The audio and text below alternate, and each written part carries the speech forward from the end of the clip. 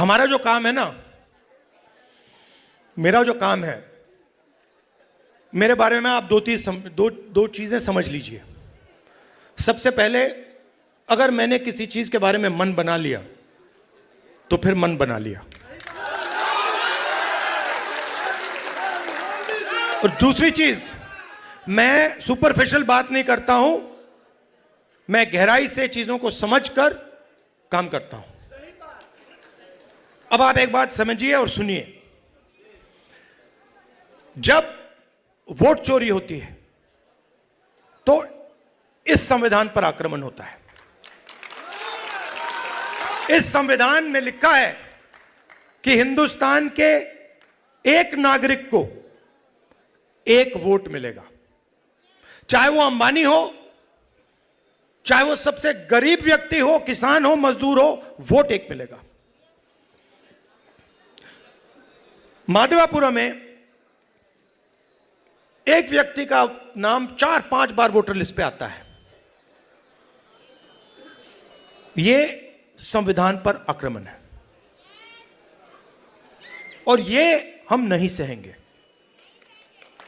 यह हम नहीं होने देंगे। अब आप अच्छी तरह सुनिए, और जो मीडिया वाले मित्र हैं, इसको आप अच्छी तरह लिख लीजिए। मैं गहराई में जाता हूं। हमने जो काम माधवपुरा में किया है, उसको हम आने वाले समय में, माधवपुरा में नहीं रुकेगा वो, हम आपको दिखाएंगे, देश को दिखाएंगे।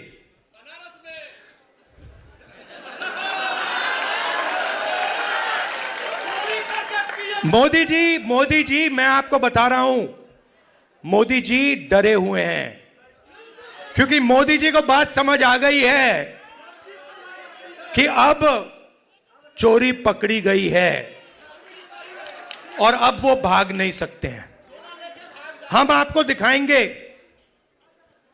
कि सिर्फ माधवपुरा में चोरी नहीं हुई है, लोकसभा में चोरी हुई है, हरियाणा में चोरी हुई है, महाराष्ट्र में चोरी हुई है, मध्य प्रदेश में चोरी हुई है, और अब ये बिहार में चोरी करने की कोशिश कर रहे हैं। और बिहार की जनता ने इनको हिला के रख दिया है, हिला के रख दिया है।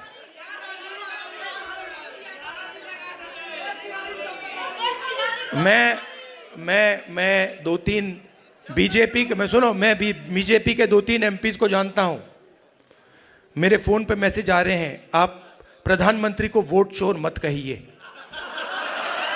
तो कैसे मत कहूं भाई, है तो कहना पड़ेगा। अब ये तीर जाके सीधी टारगेट पे लगेगी। तो आपके गांव के बच्चे, यहां पे तो भैया 6-6 साल के बच्चे बोल रहे हैं वोट चोर, वोट चोर, वोट चोर, नारा बन गया है। और जो बिहार में शुरू होता है वो पूरे देश में फैलता है, वो रुकता नहीं है। आपने चंपारण में अंग्रेजों से लड़ाई शुरू कर दी, पूरे देश से उनको मिटा के हटा दिया।